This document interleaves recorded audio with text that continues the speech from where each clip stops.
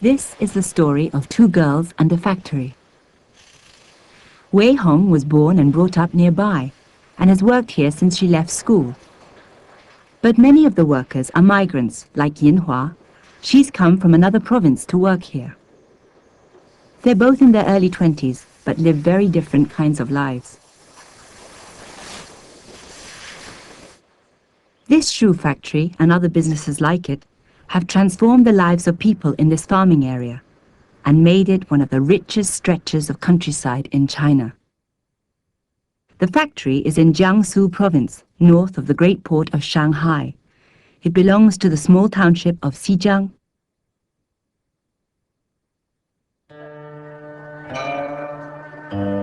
Historically, this was a region of canals and gardens.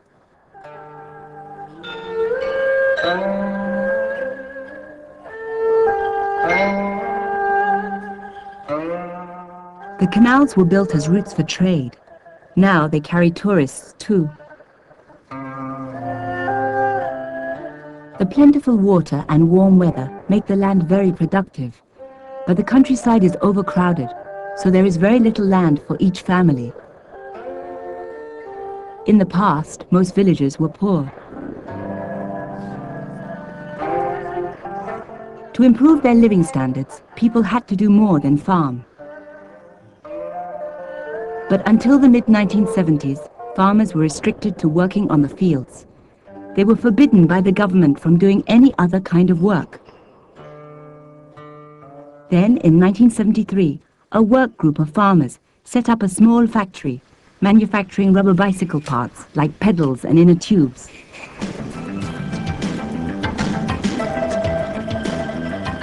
It was run collectively by the workers to earn them extra money.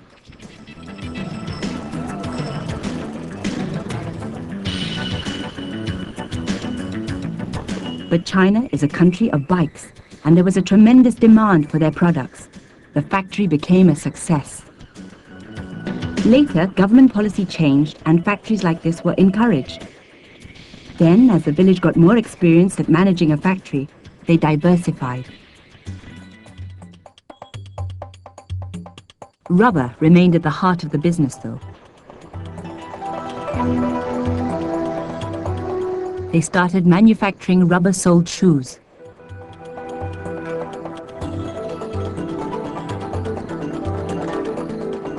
This kind of business, run by a village or a township for the benefit of the inhabitants, is called a township or village enterprise. It's a system unique to China. Some are very successful. The shoe factory, now known as the Bei Group, today employs 2,300 people and makes 16 million shoes a year. It was set up to create as many jobs as possible. And even today, most of the work, like cutting out shoe soles, is labor-intensive.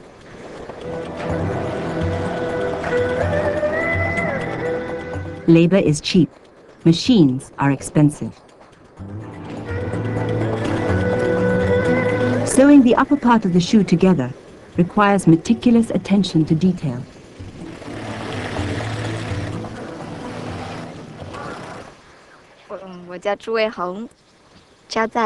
My name is Zhu Weihong. I live in Fengxing village near the town of Xijiang. I'm a sewing worker at the Bei shoe factory. I've been working here for more than 2 years. At first I found it quite interesting. Now I find it somewhat boring because you have to repeat the same kind of work every day.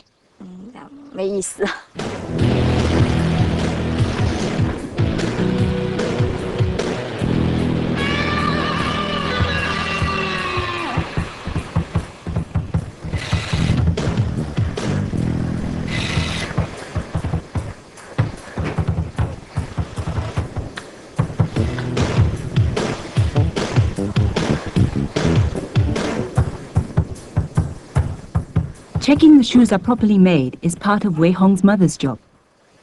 Her father works in the factory too.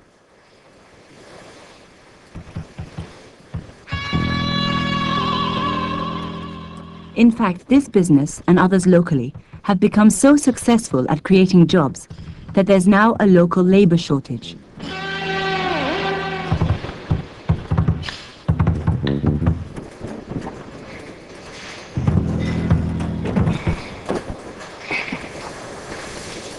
When the company started manufacturing shoes for export in a new section of the factory, they had to recruit workers from further afield. These migrant workers now make up 1/3 of the factory staff, but they work in a different building, making different kinds of shoes under different working conditions. If this molding process goes wrong, then the shoe has to be unpicked and remade.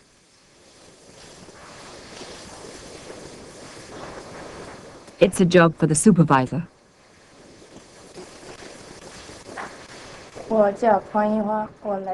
My name is Pan Yinhua, and I am from the province of Anhui, 200 kilometers from here.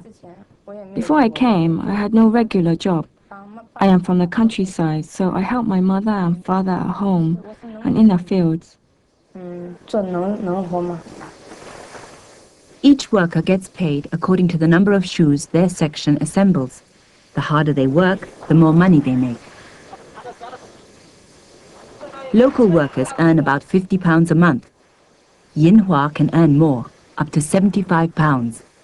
This is chiefly because she, like other migrant workers, has to work longer hours than the locals, often 13 to 14 hours a day. But they all get exactly an hour for lunch.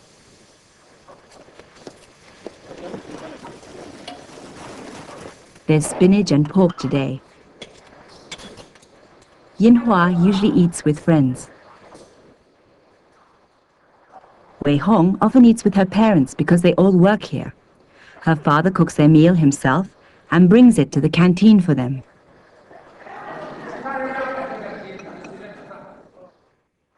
The migrants' hostels are on the factory site, so Yinhua can go to her dormitory at lunchtime. Generally, 10 to 12 workers share a room, but in our room, there are only 9. We get on very well with each other.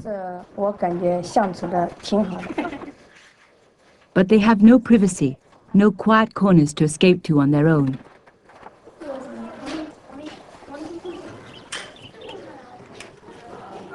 Apart from the bunk bed, the only places Yinhua has to put her belongings are 2 small lockers.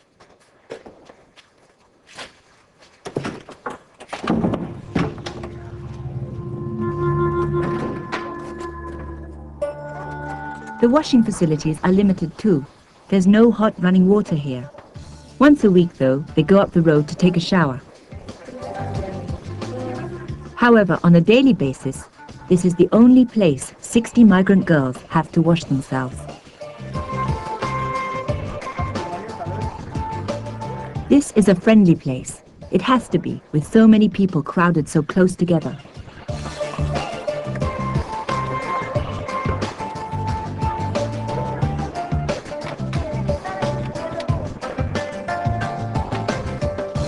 The boys are only allowed on the ground floor. The girls live upstairs.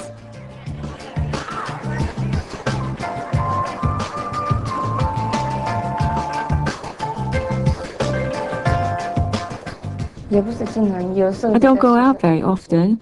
I just stay in and listen to music, read, or chat with my friends. One of the toughest things for the migrants is being away from home. I left home 2 years ago, and I have never been back since.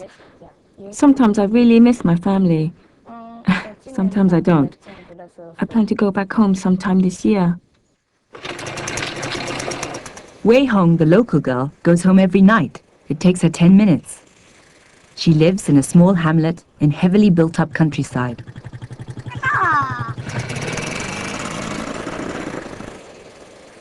Nowadays, most people around here earn enough in the local factories to build themselves very substantial houses. Wei Hong's family is no exception. The house we live in now was built in 1989. It's made of brick and cement.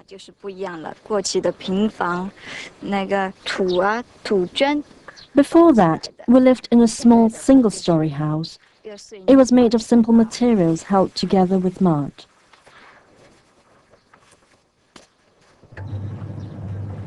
They have a washing machine, a fridge, and a television. Their new house is huge by Chinese standards.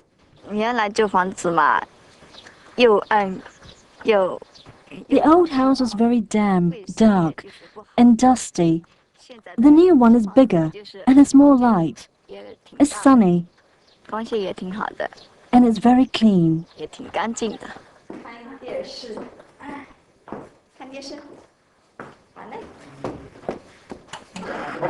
Wei Hong has two sisters who are twins.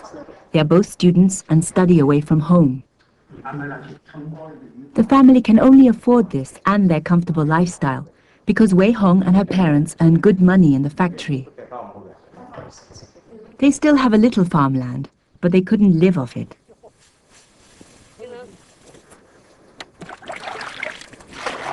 Wei Hong's father still tends their fields though, but in the evening after work.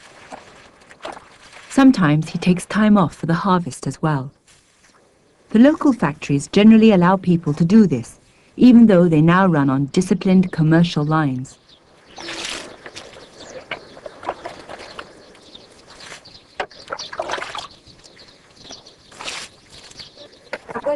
Wei Hong's grandmother lives nearby.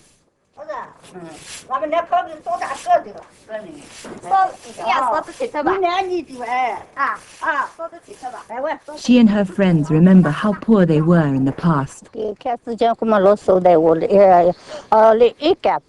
We used to live in a house made of straw and mud, with only 1.5 rooms.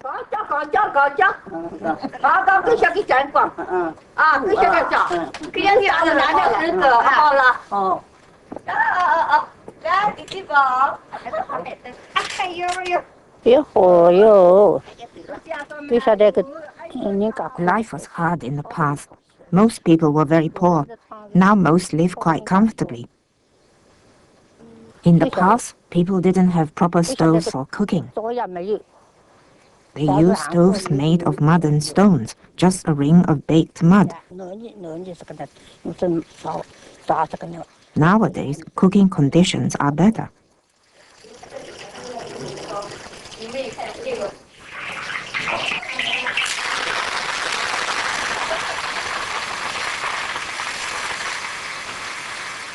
While the locals have the time to enjoy the evening, the migrants are still hard at work. Keen to save as much money as possible and without the distraction of family life, Yinhua is content to work very long hours. She's had only one day off in 2 months. I don't know how long I'll work here, but I really like my job. My family would like me to go back and join them, but I plan to work here a bit more, another year maybe. In China, it is almost impossible for migrant workers to settle permanently away from their original village. Yinhua has official permission to work in this factory. If she lost her job, she would have to go home. The sad thing is, there is no way for her to earn any money at home. It is too remote.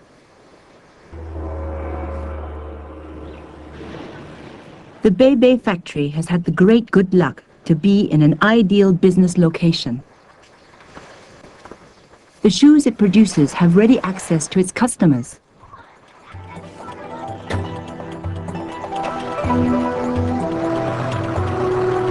This consignment is being shipped to Japan, and that will take only 4 days.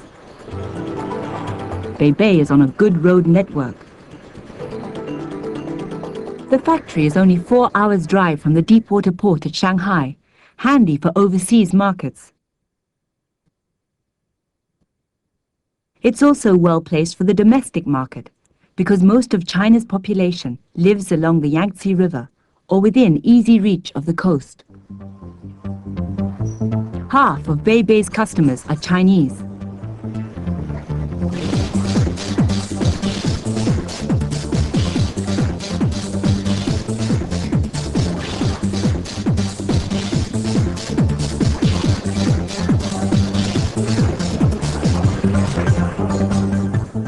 There are nearly 3,000 million feet to shoe in China, 1 out of every 5 feet in the world.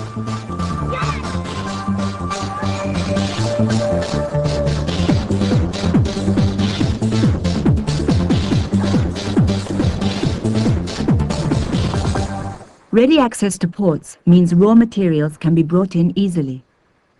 Rubber comes by ship from Malaysia. Coal comes by barge along the canal network from Shandong province, 400 kilometers away. And Beibei sources cotton cloth and leather within 10 kilometers of the factory. This location also gives them easy access to business contacts because they are only an hour-and-a-half's drive from Shanghai City and its international airport. These distribution agents have flown in from Hong Kong to discuss potential business in Germany and the USA with Beibei's managing director, Mr. Xi. He remembers how the development of their technical skills and their design studio also depended on their location. This was a rural area. There was a lack of electricity and we knew nothing about modern technology and had no expertise. How could we change this? The method we used was to invite a group of experts from nearby cities to teach us on Sundays.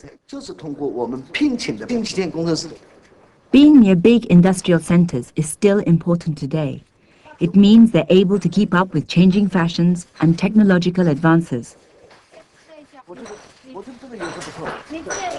As you might expect in a favorable location, Beibei is not the only successful company here. Everything from soft toys to paper packaging is manufactured around Xizang. There are 10 big successful township enterprises here. They operate as individual businesses but are owned collectively and controlled by local government. Together, their profits have funded huge developments for the 27,000 people of Xizang. There are very few single-story buildings left. Xizang's shabby old main street was replaced by a new one 2 years ago. Houses are being built privately. But local government has funded the new infrastructure, like the sanitation, road and telephone networks, all from the profits of the township enterprises. But the system of enterprise ownership is changing. Beibei is being privatized. Before the system changed, the government controlled investment in the business. The management's policy for the growth of the business often conflicted with the government's aims. In a sense, the government was boss and so could take as much money as they wanted out of the company to fund government spending.